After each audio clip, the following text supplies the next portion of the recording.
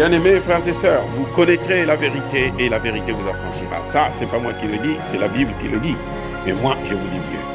Vous connaîtrez la vérité historique, notamment celle de vos ancêtres kémites, et vous aurez une vision globale de ce que c'est que la vraie souveraineté politique. J'ajoute, vous reviendrez à la spiritualité africaine ancestrale et vous comprendrez les enjeux de l'indépendance économique.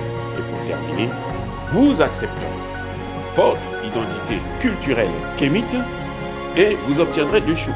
La première, c'est la paix. La seconde, c'est le développement, à une condition. L'unité de toute l'Afrique noire, l'unité de tous les Noirs du monde entier. Otep à tous, bienvenue sur la chaîne des panafricanistes par essence, par conviction et par excellence. Celle des citoyens kémites par nécessité et obligation de combat. Nous sommes une chaîne qui n'est guidée que par nos ancêtres et rien que par les ancêtres qui appartiennent à l'égrégore du monde noir. Par conséquent, nous ne croyons en aucun Dieu venu de l'étranger. Toutefois, cette vidéo n'est aucunement destinée à inciter à la haine ou à la violence, car nous menons un combat qui est d'abord et avant tout spirituel, intellectuel et démocratique. Ensuite, il est politique, géopolitique et géostratégique. Contre l'impérialisme, le colonialisme, le néocolonialisme et l'endocolona, qui sont tous qualifiés de crimes contre l'humanité. Nous menons ce combat sur la base du principe fondamental que nous avons hérité de nos ancêtres kémites, qui est celui de la Mahat, c'est-à-dire solidarité, vérité et justice. Vous êtes donc en droit de connaître la vérité et nous avons l'obligation de vous dire la vérité, rien que la vérité, afin que justice soit rendue au continent africain. Et ça, c'est notre modeste contribution dans cette noble lutte en faveur de la souveraineté, la dignité, la solidarité et l'unité africaine. C'est exactement ça que nous appelons le panafricanisme. Bien-aimés frères et sœurs, un ancien ambassadeur français, Nicolas Normand, qui se dit maintenant être un chercheur, il dit que la Libye s'est autodétruite. Ce n'est pas les États-Unis, la France et les autres pays de l'OTAN qui ont bombardé la Libye. Non, non, non, non. Les bombardements, là, c'était pour protéger la population. 250 000 morts. Je vous rappelle, 250 000 morts en Libye. Monsieur dit, ce n'est pas à cause des bombardements que la Libye a été détruite, mais ce sont les Libyens eux-mêmes qui ont détruit leur pays. J'aurais bien voulu lui demander, mais qui a volé l'or de Kadhafi? L'or qui servait pour les réserves. Vous savez, après la Seconde Guerre mondiale, les États-Unis, ils ont pris l'or partout. Partout dans le monde. Chaque fois quand ils vont faire des guerres, la première des choses qu'il faut, c'est l'or qu'ils prennent. Que ce soit en Irak, que ce soit en Libye et autres. Ils prennent l'or. Monsieur nous fait croire que ce n'est pas les services secrets français qui ont assassiné Kadhafi. Et pourtant, un homme politique libyen le dit. C'est pas moi qui le dis, c'est un homme politique libyen qui était là, proche de Kadhafi, et qui est toujours là au pouvoir, qui le dit. Il a oublié que, il a oublié, il ne sait même pas que la France et les États-Unis avaient outrepassé le mandat des Nations Unies. Ils avaient violé la résolution du Conseil de sécurité de l'ONU. Il dit qu'en Afrique, si au Mali, il n'y a pas eu échec de Barkhane. Non, non, non. Pendant les 8 ans, la Barkhane a fait un travail formidable. Et c'était une erreur de les chasser, quoi. Que si le terroriste a continué, c'est à cause du gouvernement qui était défaillant. Le gouvernement ne fait pas son travail, c'est pour ça. Mais eux, ils ont fait leur travail. Et ils ont bien travaillé. Et on a tort de les expulser. Et il dit que nous sommes dans le fantasme, nous Africains. Donc vous et moi là, nous sommes dans le fantasme. Il nous prend pour des fous, pour des cons. Il faut que vous sachiez, ce raisonnement-là, c'est ce qu'on appelle le négationnisme. Comme c'est l'Afrique, ça n'a pas d'effet. Je vous garantis, les gars. Allez-y dire, faire ce genre de raisonnement négationniste-là, concernant les chambres à gaz, concernant l'Holocauste là en Allemagne, le génocide contre les Juifs.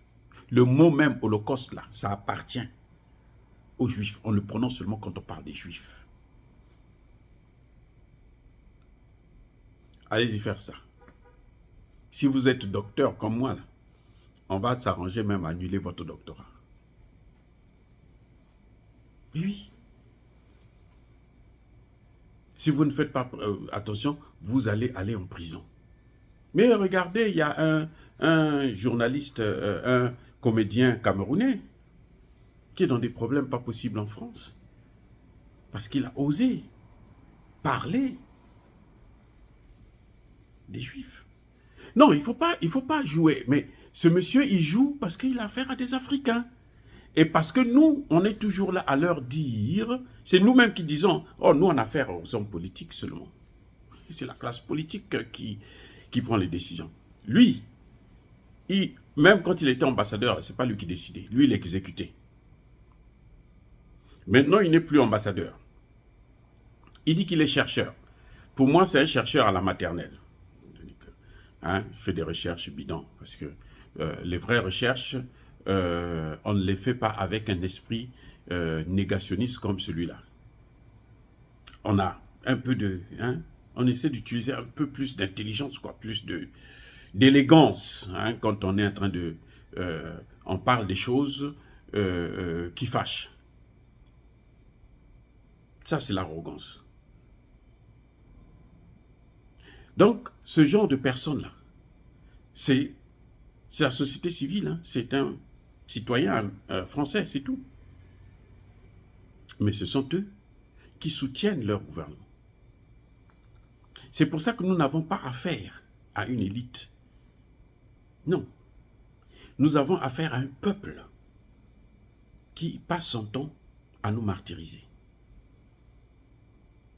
C'est un peuple. Parce que les dirigeants sont élus par qui? Par ce peuple.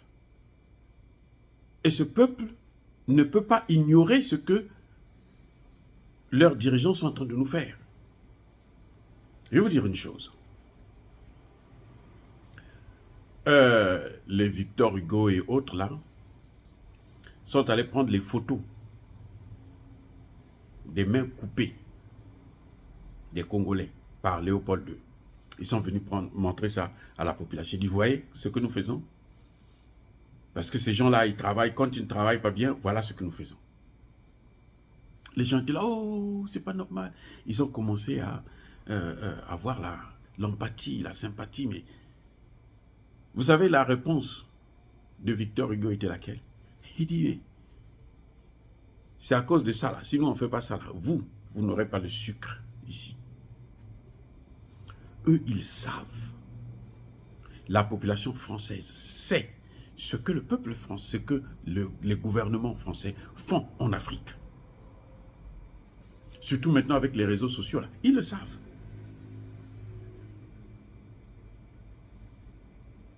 C'est pas du racisme, mais on ne peut pas aimer des gens qui vous tuent. Non, c'est pas possible. C'est comme si vous demandez au général de Gaulle de louer Hitler. Ça n'a pas de sens. Pourquoi nous n'avons pas les mêmes problèmes avec les Russes, avec les Chinois, avec les Indiens et autres? Pourquoi? Parce qu'ils ne nous font pas ces choses-là. Oui, vous allez me dire que bon, les Africains qui vont en Inde, on les persécute, ils sont toujours victimes du racisme. Ça, c'est le racisme. C'est différent. Mais chez eux, là, c'est un racisme alors qui est institutionnalisé. C'est une institution carrément.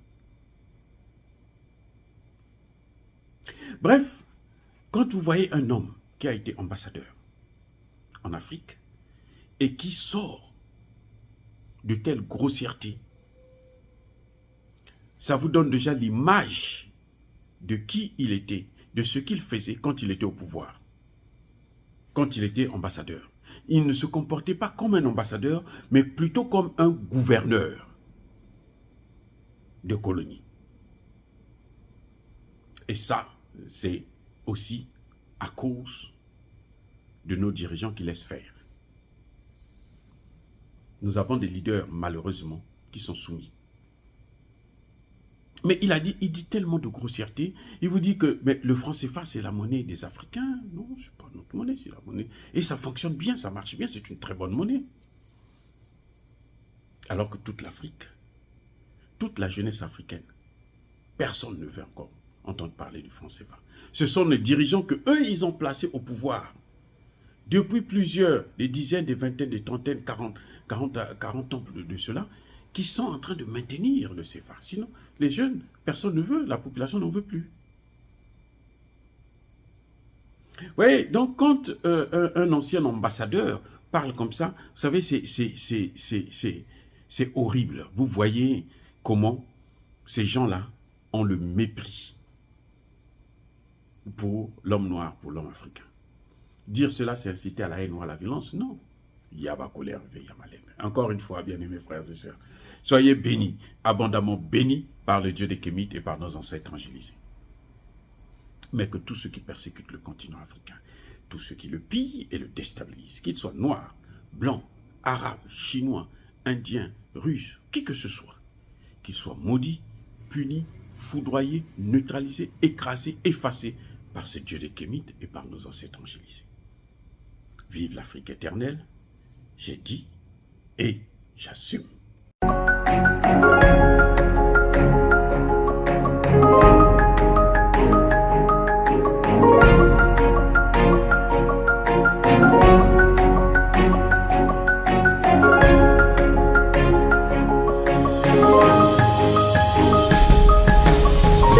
Eux, ils marchent par la foi et non par la vue. Mais moi, je vous conseille vivement de marcher par la connaissance scientifique et historique, notamment celle de nos ancêtres kémites, par les 5 sens et par l'intelligence. Abou Apia.